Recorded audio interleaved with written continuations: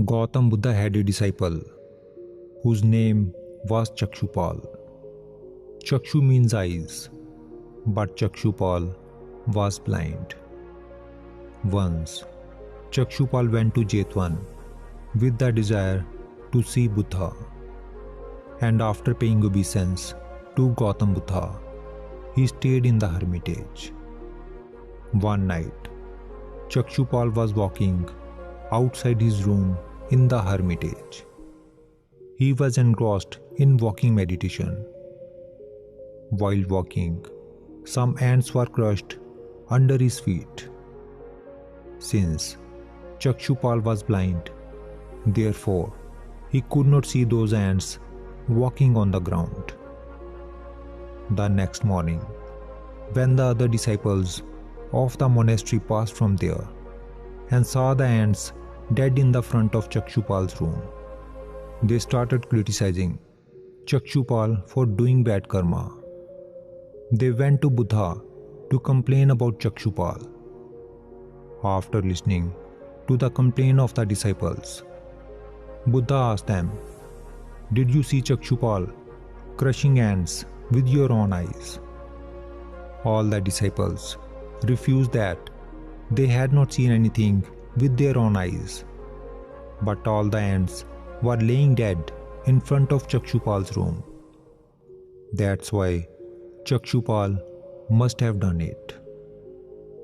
Then Buddha said that, as they did not see Chakshupal crushing ants with their own eyes, similarly, Chakshupal had not seen those ants walking on the ground, because he is blind. That's why Chakshupal is not guilty of this sin.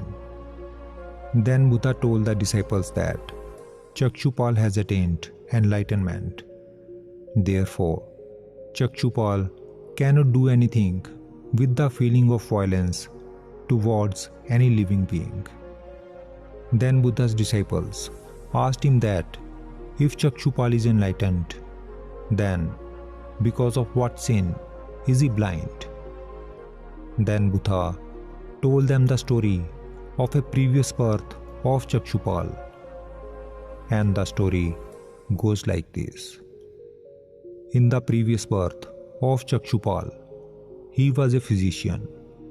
He used to treat people with herbal medicines. He was a very skilled physician. People used to get cured very quickly after taking his medicines. One day, a woman came to him to get his eyes treated. The woman had lost her sight due to some disease in her eyes.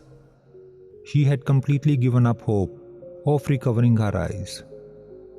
When she went to Chakshupal, she promised him that if her eyes were completely cured and she was able to see again, then she would become his slave for the rest of her life along with her children. Chakshupal gave her ointment to apply in her eyes, and gradually the eyes of that woman started getting cured.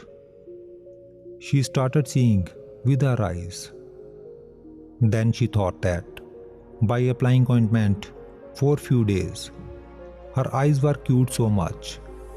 Then if she used the medicine for few more days, then her eyes will become perfect and disease will not come back again. But she was scared that now, as per her promise, she will have to remain a slave of Chakshupal for the rest of her life. And out of that fear, she lied to Chakshupal that her eyes were not getting cured, and she needed more medicine to cure her eyes. But Chakshupal was very clever. He knew that his medicine cannot fail to cure the eyes of any person. He understood that the woman does not want to keep on her promise of becoming his slave for lifetime. And that's why she is pretending not to be cured. So, out of malice, he gave her such a ointment, due to which she became blind for her whole life. And because of this bad karma, Chakshupal had to be blind in this birth. After telling the story, the Buddha said to his disciples, "My pupils, all the tendencies of a human being are born from the mind. If any person does something with bad intention in his mind, then he will definitely get the result of his bad deed in the form of sorrow. And if he will keep doing such bad karma, then sorrow will never leave him, but will always keep following him, just like in a bullock cart, wheel follow bullock. And if a person does good deeds with good intentions in his mind, then happiness follows him like the wheels of a bullock cart follow the bullock." After listening to this story, all the disciples came to know about the law of karma, and many of them became enlightened after listening to Buddha's sermon that day.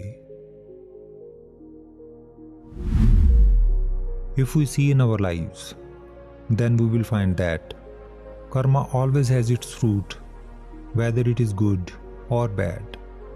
This is law of karma, that what you sow, so will you reap. If you do good deeds, you will get happiness, and if you will do bad deeds, you will get sorrow. Our intention behind any karma is very important, because it is our intention that makes any action good or bad. For example, a robber stabs a person with a knife because his motive is to rob that person. And on the other hand, a doctor operates on a patient with a knife.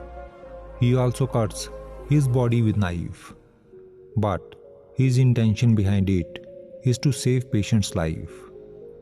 Both of them use knife to cut the body, but their intentions were different, due to which one's deed became bad karma and other's deed became good karma.